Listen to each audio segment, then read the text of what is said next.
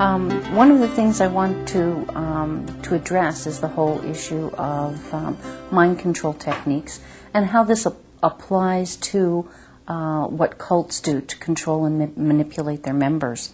And one of the best things that I've found is the information provided in Robert J. Lifton's book, Thought Reform and the Psychology of Totalism, that was published, the research was done in the 50s, and it was originally done with a focus on prisoners of war and the Chinese re-education programs.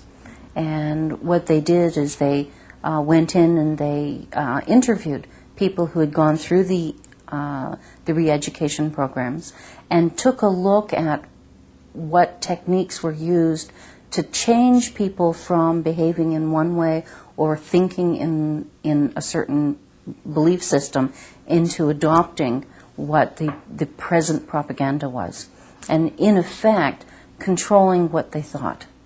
And out of the research, what he was able to pull out were there were 8 major techniques or criteria that were used to control people's minds and get them to change. And it's really interesting to see how these 8 criteria can be used to take a look at how cults control and manipulate their own members.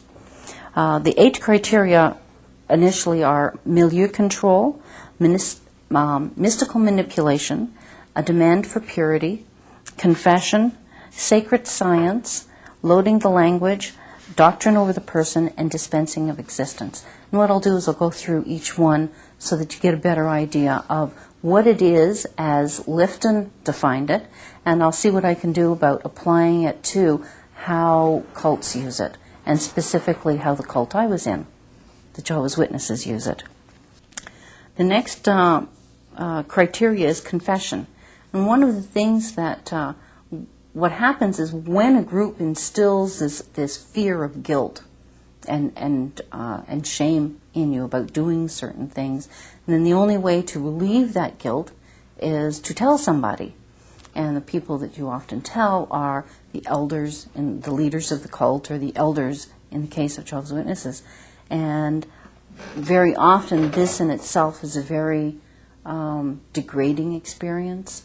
A lot of questions about very intimate details sometimes that are really unnecessary to, in fact, I doubt it if priests ask as many questions as elders do.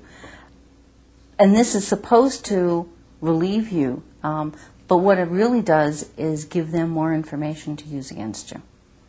And then later on, that information will always be kept. In fact, they keep records of what you do and what you have admitted to. And it's always like a shadow over your head.